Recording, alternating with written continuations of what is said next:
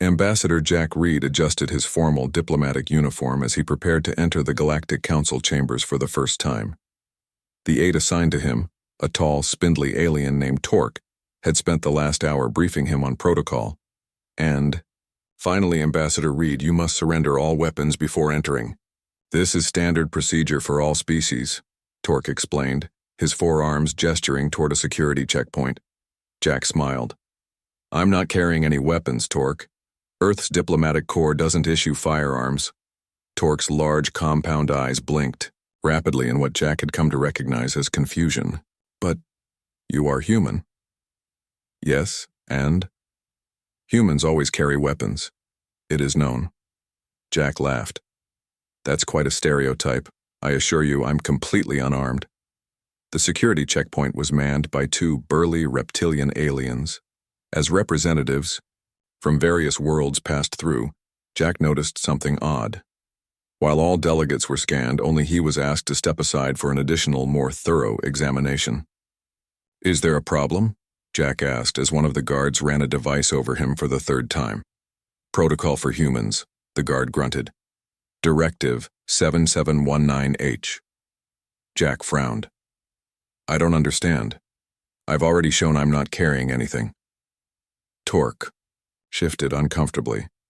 "It's standard procedure, Ambassador. Humans receive additional screening." As they finally cleared security and approached the massive chamber doors, Jack noticed plaques in multiple languages.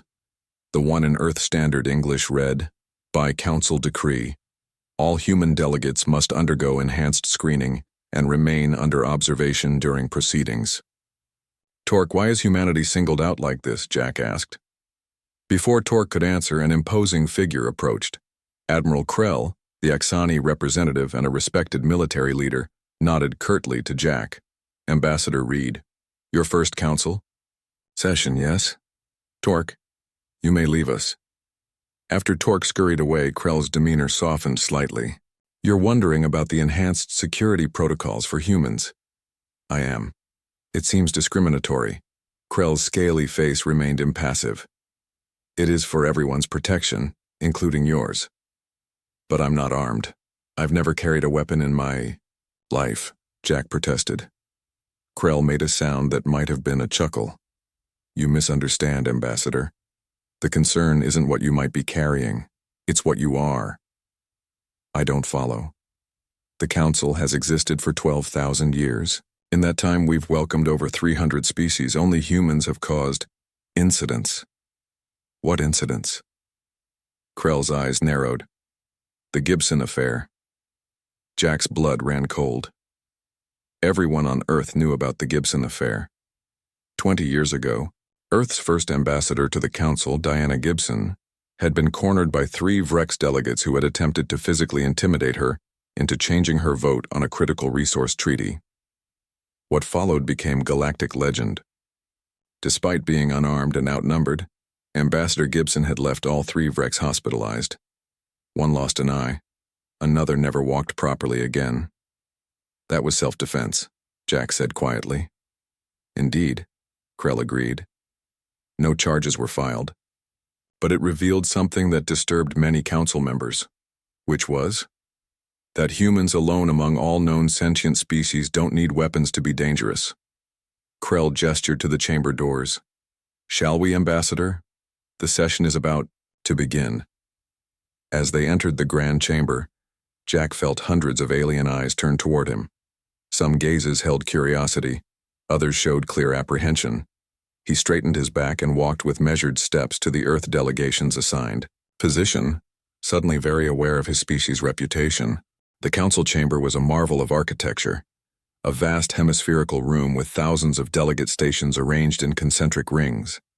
At the center stood the speaker's platform, currently occupied by Grand Speaker Maul, a gaseous entity, contained within a transparent environmental suit. "The 4,927th session of the Galactic Council is now in session," Maul announced, his translated voice echoing throughout the chamber. Jack settled into his station, noting that the delegates on either side had subtly shifted their seats to create additional distance from him. He pretended not to notice. "Today's primary agenda item," continued Maul, is the petition from the United Earth government for full membership status. A low murmur rippled through the chamber. Earth had held observer status for 20 years, but full membership would grant humanity voting rights and resource allocation privileges. Not all council races were pleased with the prospect. The floor recognizes Delegate Philo of the Zoral Confederation, Maul announced. A bulbous, tentacled creature floated to the central speaking platform. Esteemed colleagues, while I recognize humanity's technological achievements, I must express the Confederation's concerns about granting full membership to a species with such biological anomalies. Jack frowned. This was the diplomatic equivalent of calling humans evolutionary freaks. Specifically, Philo continued, humans remain the only known sentient species to have evolved as pursuit predators.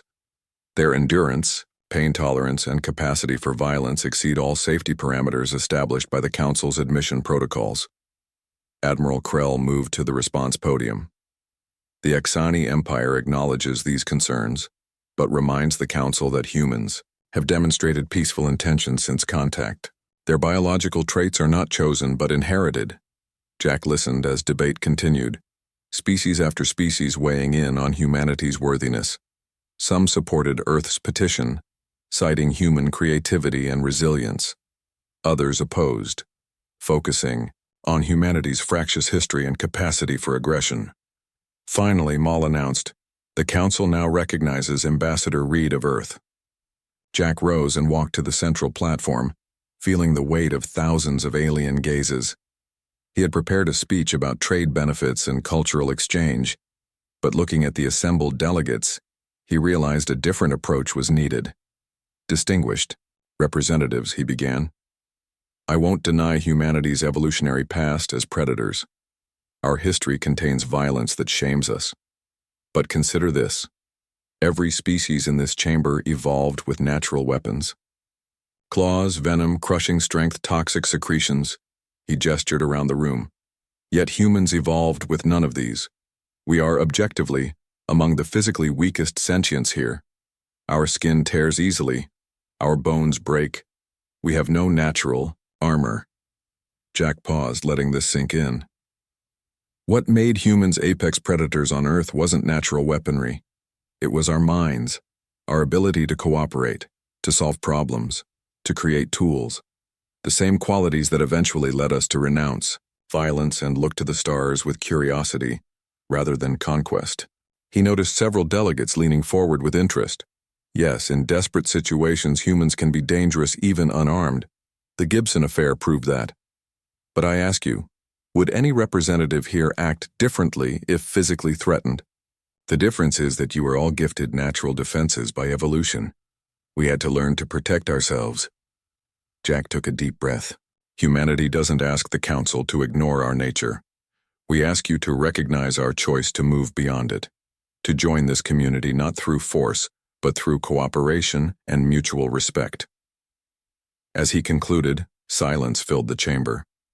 Then, from the Exani section, Admiral Krell began a slow, deliberate gesture with his upper limbs, the Exani equivalent of applause. Soon, delegates from a dozen worlds joined in their various cultural expressions of approval. When Jack returned to his station, he found that the delegates on either side had shifted their seats back to their original positions. I still don't understand why the incident with Ambassador Gibson caused such concern, Jack said to Admiral Krell as they shared a meal in the Council's diplomatic dining hall. It had been 3 days since Jack's speech, and while the membership debate continued, he had been approached by numerous delegates interested in learning more about humanity. Krell manipulated his eating utensils with practiced grace despite his clawed hands. You must understand, Ambassador Reed, that for most Council species the concept of unarmed combat barely exists. Really? But many species have natural weapons. Precisely, Krell nodded. And therein lies the difference. When a Vrex threatens with its claws or my people bare our fangs, these are warnings. Actual physical combat is rare and ritualized. Most disputes end with posturing and threat displays. Jack considered this. So when Ambassador Gibson actually fought back, it violated every social expectation. Council species use their natural weapons to establish dominance hierarchies, not to cause serious injury. Gibson's response was unprecedented. A melodious voice interrupted them, and absolutely fascinating from an evolutionary perspective. Jack turned to see Delegate Lyra of the LRI approaching their table. The LRI were known as the Council's premier xenobiologists. "Ambassador Reed, may I join you?" she asked, her feathered crest rippling in what Jack recognized as a gesture of respect. "Please do," Jack replied, standing briefly as she settled onto an accommodation pad designed for her avian physiology. "I've been studying the records of human physiology," Lyra continued. "Your species lacks natural weapons, yet developed remarkable adaptations for tool use, endurance, and environmental adaptability. But most intriguing is your neurochemistry." Jack raised an eyebrow. "How so?" "Most sentient species evolved to avoid physical confrontation through hierarchical signals. But humans evolved neurochemical rewards for both cooperation and competition. Your bodies actually produce pleasure chemicals during physical exertion, including combat." Krell made a surprised clicking sound. "Is this true, Ambassador?" Jack nodded slowly. "We call it an adrenaline rush, or runner's high in more peaceful contexts. It helped our ancestors hunt and survive." "Fascinating," Lyra trilled. "This explains why humans can override pain signals and continue functioning despite injuries that would incapacitate other species. Your Ambassador Gibson suffered a broken finger and significant bruising during her altercation, yet continued, fighting effectively." "It's not something we're particularly proud of," Jack admitted. "These evolutionary traits caused much suffering in our history. Yet you've largely overcome your biological imperatives," Lyra noted. "Most council species required centuries more development than humanity to achieve similar societal stability. Your capacity for both violence and its transcendence is remarkable." Their conversation was interrupted by a council-wide announcement. "Security alert in Diplomatic Section 7. All delegates please return to quarters temporarily." Krell's communication device activated. After listening briefly, he looked at Jack with newfound gravity. "Ambassador, we should go. There's been an incident involving the Trahali delegation. They've specifically requested human assistance." "Human assistance for a security matter?" Jack asked, confused. "Wouldn't they want actual security personnel?" "This is unusual," Krell admitted. "But the request came from First Delegate Morn himself." They hurried through the station's corridors, Lyra accompanying them out of professional curiosity. As they approached Section 7, they found a security cordon already established. A Trahali aide rushed forward upon seeing them. "Ambassador Reed, thank the stars. First Delegate Morn is trapped in his quarters with an escaped research specimen. It's blocked the environmental controls, and the atmosphere is becoming toxic to Trahali physiology." "Why request a human?" Jack asked. The aide's multiple eyes blinked nervously. "The specimen is extremely dangerous. Security forces would need to use energy weapons, which could rupture the environmental seals. We need someone who can handle the threat physically." Jack understood immediately. The council wanted to use the very human trait they feared as a tool. "What kind of creature are we talking about?" he asked. "A Venusian razor claw," the aide replied. "Extremely aggressive with a toxic bite and armored exoskeleton." Jack heard Krell inhale sharply. Even the stoic admiral was concerned. "And you want me to what? Fight it with my bare hands?" The aide looked down. "First Delegate Morn has only minutes before atmospheric toxicity reaches critical levels." Jack closed his eyes briefly, then removed his formal jacket. "Tell me how to reach him." The environmental suit they provided Jack with was barely adequate, a rushed modification of a maintenance worker's gear. As the airlock cycled and he prepared to enter First Delegate Morn's quarters, he listened carefully to the final instructions from the Trahali aide. "The razor claw is sensitive to sudden movements. It has poor eyesight but excellent motion detection. If it feels threatened, it will charge." "And if it doesn't feel threatened?" Jack asked. "That doesn't typically occur," the aide admitted. "Great," Jack thought. "Any weaknesses I should know about?" "The underside of the thorax has less armoring, and the joint where the mandibles connect to the head is vulnerable. But reaching either spot requires getting past the claws and teeth. Got it. The inner door hissed open, and Jack stepped into the Trahali's quarters. The room was dimly lit and filled with a purplish haze, the atmospheric mixture turning toxic. Through the fog, he could make out First Delegate Morn's huddled form behind a toppled piece of furniture. The delegate's breathing apparatus had clearly been damaged, and his movements were growing sluggish. Then Jack saw the razor claw. The creature was the size of a large dog, with 6 armored limbs ending in serrated edges that gave it its name. Its carapace gleamed iridescently in the dim light, and clicking mandibles dripped with some kind of fluid Jack really didn't want to touch. The razor claw had positioned itself between Morn and the environmental controls, seemingly fixated on the delegate's labored movements. Jack spoke quietly into his suit's communicator. "I see both the delegate and the creature. I'm going to try to distract it long enough for Morn to reach the airlock." "Be careful, Ambassador," came Krell's voice. "These creatures are used in gladiatorial contests on some fringe worlds." "Now you tell me," Jack muttered. He surveyed the room, looking for anything he could use. A decorative metal pole caught his eye, part of some Trahali artifact now broken on the floor. Not quite a weapon, but better than nothing. Jack took a deep breath and moved forward with deliberate slowness. When he was about 15 feet from the razor claw, he tapped the pole on the floor 3 times. The effect was immediate. The creature whirled, mandibles spread wide, all attention now focused on Jack. Behind it, Delegate Morn comprehended the situation and began slowly inching toward the airlock. "That's right," Jack said softly, though the creature couldn't understand him. "I'm the interesting one here." The razor claw flexed its front limbs, the razor edges catching the light.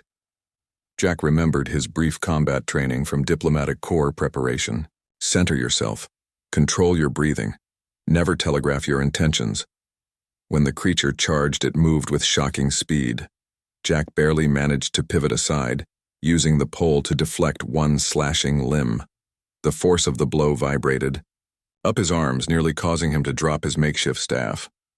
The razor claw skittered around, impressively agile for its size, and charged again.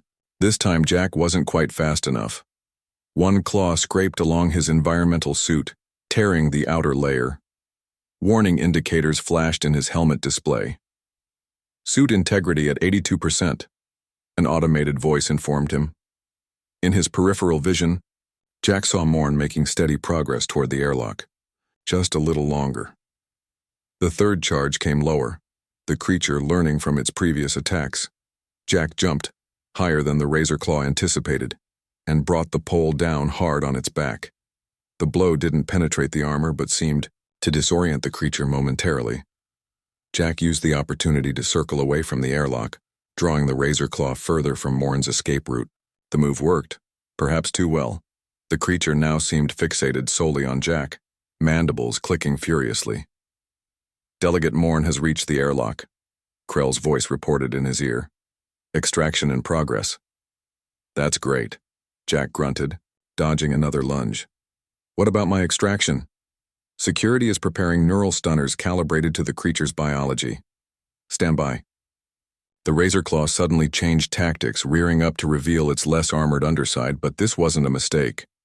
2 of its middle limbs shot forward with projectile force, releasing barbed spines that embedded in Jack's suit. "Suit integrity at 64%, the automated voice warned as Jack felt a burning sensation where one spine had pierced through to his skin. "Hurry with those stunners," Jack hissed into his communicator as he backed toward the environmental controls. If he could reset, the atmosphere's security could enter safely with proper equipment. The razor claw sensed his plan. It scuttled sideways with surprising intelligence, blocking his path. "Ambassador," Krell's voice came urgently.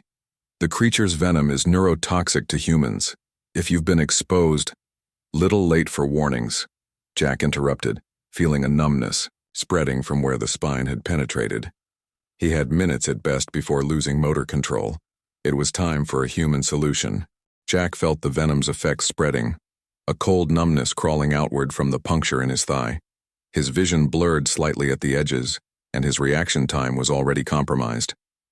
The environmental suit's medical systems injected a general counteragent, but it could only slow the toxin, not neutralize it. Security team reports 1 minute to entry, Krell's voice informed him. Can you maintain position? Jack watched the razor claw circling him, its movements more deliberate now, as if it sensed its prey was weakening. Not really an option, he replied. Human evolution had gifted Jack's species with something few others possessed: the ability to push through pain, to function despite injury, to tap into reserves when survival demanded it. Prehistoric humans hadn't outrun their prey through speed but through sheer stubborn endurance. That evolutionary heritage surged through Jack now as adrenaline flooded his system, temporarily counteracting the venom's effects. His vision sharpened. His breathing steadied and time seemed to slow around him. The razor claw charged again. This time, instead of dodging, Jack stepped into the attack. He swung the pole with all his strength, not at the creature's armored back, but at its legs, sweeping 2 of them out from under it. The razor claw stumbled momentarily off balance. Jack didn't hesitate. He dropped onto the creature's back using his weight to pin it while he jammed the pole horizontally between its thrashing mandibles. The razor claw bucked and twisted, its claws scraping against Jack's suit, tearing more breaches. But he held, Hanxi's suit integrity at 41%. The automated voice calmly announced as Jack fought to maintain his grip. With a sudden heave, the razor claw rolled, throwing Jack off. He hit the floor hard, losing his grip on the pole. The creature recovered quickly, mandibles now free, and lunged toward him. Jack rolled aside, grabbing a piece of broken furniture as he moved. As the razor claw closed in, he thrust the jagged edge upward, finding the vulnerable spot where the mandibles joined the head. The improvised weapon penetrated deeply. The creature let out a high-pitched keening and thrashed violently. One of its claws caught Jack across the chest, slicing through his suit and drawing blood. He pushed himself backward, trying to create distance, but his limbs were growing heavy from the venom. Suit integrity critical, the automated voice warned. Atmospheric exposure imminent.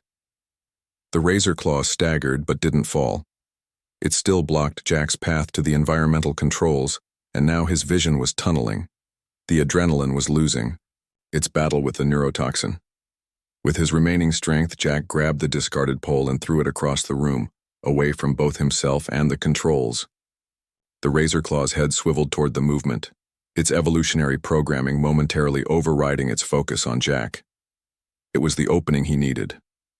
Jack lunged for the environmental panel, his fingers feeling thick and unresponsive as he punched in the emergency reset code Krell had provided. The panel flashed green, and immediately vents opened throughout the chamber, flooding it with standard atmosphere. The security team burst through the airlock seconds later, neural stunners discharging in rapid succession. The razor claw collapsed, mid-charge, just 3 feet from where Jack had slumped against the wall. Ambassador, a security officer reached him first, quickly assessing his condition. We need medical here now. Human physiology, neurotoxin exposure. As darkness crept into the edges of his vision, Jack saw Admiral Krell pushing through the security team, his normally impassive face showing what Jack thought might be concern. Did the delegate make it? Jack managed to ask. First delegate. Morn is safe, Krell confirmed, kneeling beside him. Thanks to you. Jack tried to nod, but his muscles no longer obeyed him. The last thing he heard before consciousness slipped away was Krell's voice, uncharacteristically gentle. Rest, Ambassador. You've done something remarkable today. Hours later, Jack awoke in the Council's medical facility. His body felt leaden, and various monitoring devices surrounded his bed. Admiral Krell stood nearby, conversing quietly with Dr. Pax, the station's chief medical officer for oxygen-breathing species. Ah, Ambassador Reed rejoins us, Dr. Pax announced, noticing Jack's open eyes. The doctor's 6-fingered hands moved deftly over a medical scanner. The anti-venom has neutralized 97% of the toxin. Your system is processing the remainder quite efficiently. How long was I out? Jack asked, his voice raspy. Nearly 7 hours, Krell replied. Word of your actions has spread throughout the Council. Dr. Pax made an amused trilling sound. I've had 17 different species request information on human physiology since you arrived. Your ability to function despite significant toxin exposure is unprecedented in our medical records. Just stubborn, I guess, Jack said, attempting to sit up. His muscles protested but responded. Krell stepped closer. First Delegate Morn has personally requested to address the Council regarding Earth's membership petition. He credits you with saving his life. I just did what anyone would do. That, Krell said significantly, is precisely what many Council members find remarkable. No other species would have, or could have, done what you did. A nurse entered announcing that Jack had visitors waiting if he felt strong enough. Send them in, Jack agreed, adjusting his position to something more dignified than flat on his back. To his surprise, a delegation of at least 8 different species filed into the medical bay, led by Grand Speaker Maul himself.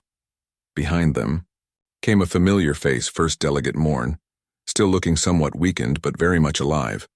Ambassador Reed, Maul began formally, the Council extends its deepest gratitude for your service today. Morn stepped forward. You risked your life for mine, though our species have no alliances or treaties. The Trahali do not forget such debts. Jack shook his head slightly. There was no debt calculation, Delegate Morn. You needed help. That's all. And that, Grand Speaker Maul interjected, is why the Security Council has called an emergency session regarding human membership. 3 days later, Jack stood before the full council, formally dressed despite the lingering stiffness in his limbs. The medical staff had cleared him for light duty, though Dr. Pax had expressed amazement at his recovery rate. Humans heal, like no species I've encountered, she had remarked. The council chamber was filled to capacity. News of Jack's encounter with the Razor Claw had spread throughout the station, growing with each retelling. He'd heard one version claiming he'd fought the creature using only his thumbnails. The reality had been far less heroic, mostly desperate flailing and blind luck in his assessment. This emergency session of the Security Council is now in progress, Grand Speaker Maul announced. The matter before us involves the pending petition for full membership from Earth, recent security protocols regarding human delegates, and the incident involving Ambassador Reed and First Delegate Morn. Jack noticed delegations from species that normally showed little interest in membership debates were present today. Something significant was happening. Admiral Krell, representing the Axani on the Security Council, rose to speak first. Esteemed colleagues, the incident 3 days ago has forced us to confront certain realities about our approach to human integration within the Council. Jack tensed slightly. This could go either way. For 20 years, Krell continued, our security protocols have treated humans as inherently dangerous because they lack natural weapons yet possess the ability to engage in effective physical combat. The Reed-Morn incident, however, has demonstrated that these very traits that concerned us also represent unique capabilities. Murmurs spread through the chamber as delegates conferred with their teams. Ambassador Reed, unarmed and exposed to neurotoxins, neutralized a threat that would have required lethal force from our security personnel. More importantly, he prioritized Delegate Morn's safety above his own without hesitation. First Delegate Morn rose next. My life debt to Ambassador Reed notwithstanding, this incident reveals a fundamental misunderstanding in our approach to humans. We have focused on their capacity for violence while ignoring their equally strong drive toward protection and self-sacrifice. Jack found himself oddly moved by the Trahali's words. Humanity's dual nature, capacity for both violence and altruism, had shaped their entire history. The Ellerai delegate, Lyra, addressed the chamber next.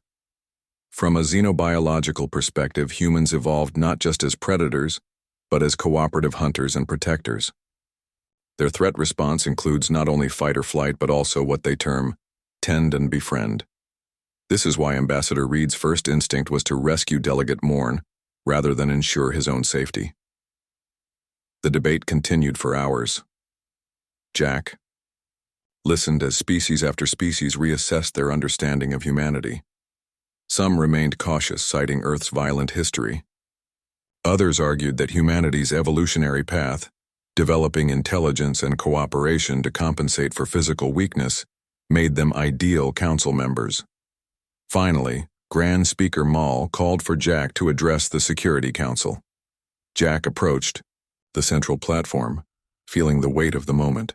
Earth's membership hung in the balance, as did the future relationship between humanity and the galactic community. Distinguished delegates, much has been said today about human biology, evolution, and capacity for both violence and selflessness. I won't repeat these observations. He paused, gathering his thoughts. Instead, I wish to address the matter of security protocols directly. The current directive requiring only humans to undergo enhanced screening is based on the premise that we are uniquely dangerous when unarmed. Perhaps there is some truth to this. But I suggest this framework misunderstands something fundamental about sentient interaction. Jack gestured around the vast chamber. Every species here evolved with the capacity for violence. The difference isn't that humans are more capable of it, but that for most council species, violence is mediated through natural weapons that serve as clear visual deterrents. Your evolutionary paths provided both the means of violence and the signals to avoid it. He continued. Humans evolved differently. We lack visible natural weapons, which means we developed more complex social signaling to avoid conflict. When those signals fail, our responses can seem extreme to species accustomed to ritual displays rather than actual combat. The chamber had grown utterly silent. Hundreds of delegates focused intently on his words. I propose that the issue isn't that humans must be unarmed in council chambers. It's that we are never truly unarmed, yet this fact need not be feared. The same evolutionary path that makes an unarmed human potentially dangerous also instilled in us a profound capacity for empathy, cooperation, and self-sacrifice. Jack drew himself up to his full height. I stand before you as living proof that humanity's unique traits can serve the council rather than threaten it. The question isn't whether humans are dangerous. All sentient life can be. The question is whether we choose to use our capabilities for protection rather than harm. As Jack concluded, the chamber remained silent for several heartbeats. Then, from the Trahali section, First Delegate Morn began a rhythmic tapping of his primary appendages against his carapace, the Trahali gesture of highest respect. One by one, delegates from other species joined with their own cultural expressions of approval. Grand Speaker Maul waited for the chamber to quiet before speaking. The Security Council will now deliberate in private session. Ambassador Reed, you have given us much to consider. As Jack returned to his station, Admiral Krell intercepted him. Whatever the outcome, Ambassador, you have changed how the Council perceives humanity. That alone is significant. Jack nodded, suddenly exhausted. Let's hope it's enough. 1 week later, Jack stood at the observation window in his quarters, gazing out at the spectacular nebula that framed the Council station. The massive structure housed representatives from over 300 species, most of whom had achieved technological advancement centuries or millennia before humanity's first tentative steps into space. Yet today, Earth would become the newest full member of the Galactic Council. His communication panel chimed. Ambassador Reed, the ceremonial procession begins in 20 minutes, his aide reminded him. Thank you, I'm on my way, Jack replied, turning from the window. On his desk sat the formal notification he'd received yesterday. Directive 7719H has been rescinded by unanimous vote of the Security Council. The special screening procedures for human delegates were officially ended. The door chimed, and Jack was surprised to find Admiral Krell waiting outside. Admiral, I wasn't expecting an escort. Krell's expression was difficult to read, as always, but his posture suggested satisfaction. I came to deliver something personally. He extended a small ornate box from the Security Council. Jack accepted it with curiosity. Inside, he found what appeared to be a ceremonial pin or badge, crafted from an iridescent material he didn't recognize. This is the Shield of Morn, Krell explained, a newly created commendation named for the incident that changed the Council's perspective on humanity. It recognizes those who place themselves at risk to protect others without obligation or expectation of reward. Jack was momentarily speechless. I don't know what to say. You will be its first recipient, though the Security Council intends it to be available to any species whose members demonstrate similar qualities. Krell's voice took on a hint of what might have been amusement. Though I suspect humans may be overrepresented among future recipients. As they walked toward the great hall where the membership ceremony would take place, Jack noticed something different in how the various species they passed reacted to him.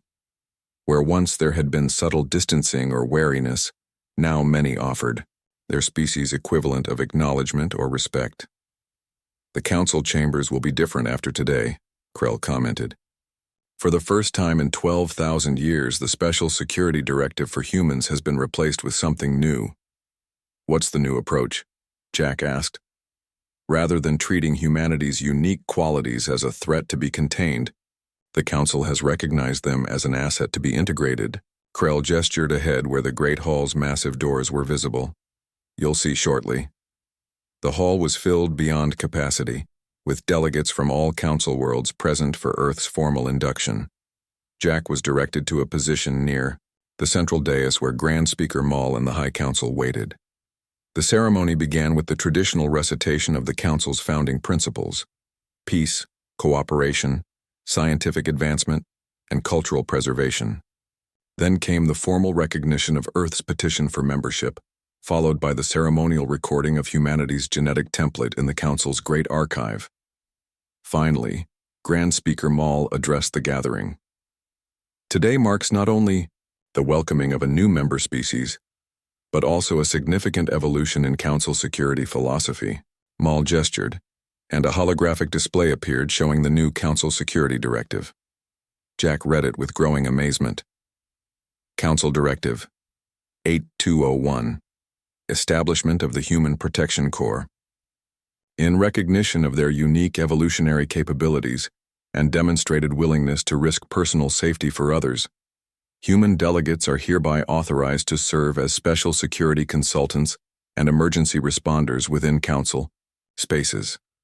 While all species must remain visibly unarmed in Council chambers as per ancient tradition, the Council formally acknowledges that human physical capabilities represent not a threat, but a resource for the common security. Maul continued.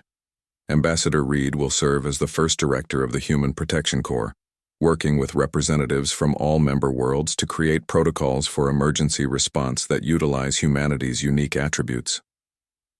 Jack glanced at Krell, who inclined his head slightly. This was your doing?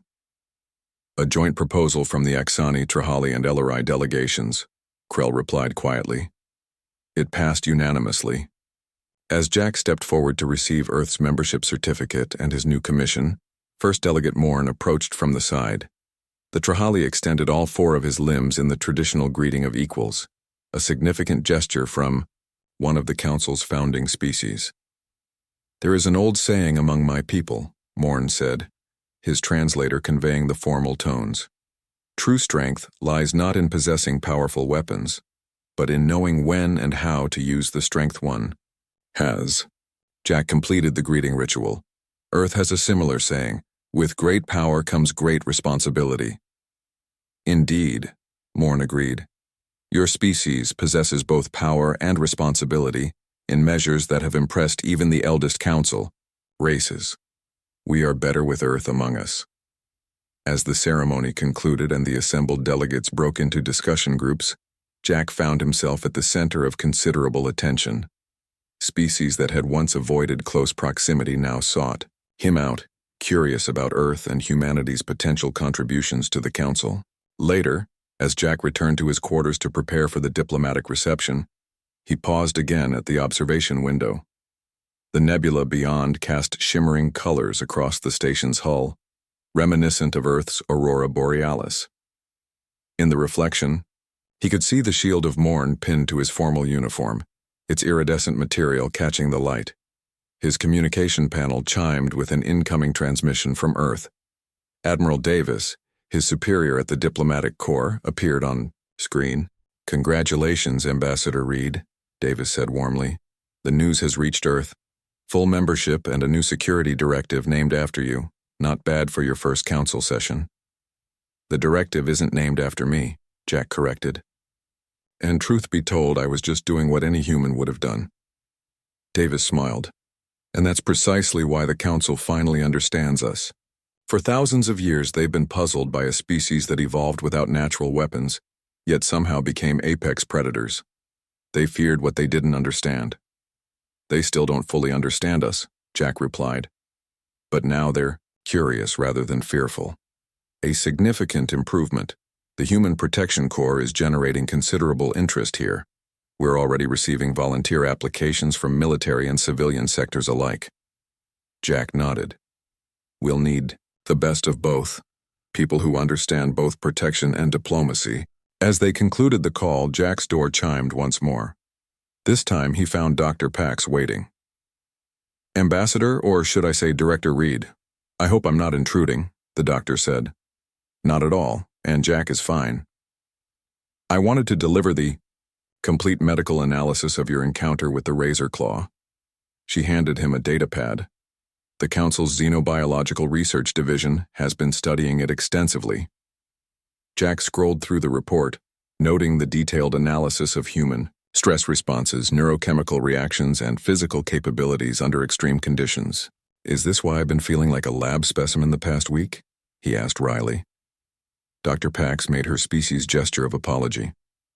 Your demonstration of human capabilities has sparked considerable scientific interest. But there's something specific I thought you should see. She pointed to a section of the report. The venom concentration in your system was nearly double what we initially estimated. By all medical understanding, you should have been completely paralyzed within seconds of exposure. I did collapse eventually, Jack reminded her. Yes, after resetting the environmental controls and ensuring Delegate Morn's safety. The medical consensus is that no known species could have functioned as long as you did with that toxin level. Her voice took on a note of professional admiration. Your species' ability to override biological imperatives when others are at risk is remarkable. As Dr. Pax left, Jack contemplated the irony. The very trait that had made the Council fear humans, their capacity to push beyond normal biological limits, was now being recognized as their greatest contribution to galactic security. At the diplomatic reception that evening, Jack watched as humans from Earth's small delegation mingled with hundreds of alien species. Where once there had been subtle distance, now there was engagement and curiosity. Several Council security officers were deep in conversation with his team, presumably discussing training protocols for the new Human Protection Corps. Admiral Krell appeared at his side, offering a beverage. To new beginnings, Director Reed. Jack accepted the drink. To understanding rather than fear. Indeed, Krell agreed. For 12 millennia, the directive that humans must be unarmed in council chambers was based on misunderstanding your species' nature. We saw your lack of natural weapons as making you unpredictable, when in fact it made you more deeply connected to those around you. Jack smiled. We evolved not just to survive, but to help others survive. It's written into our biology as deeply as your claws are written into yours. A valuable lesson for the Council, Krell acknowledged. Sometimes what appears most dangerous is most necessary for growth.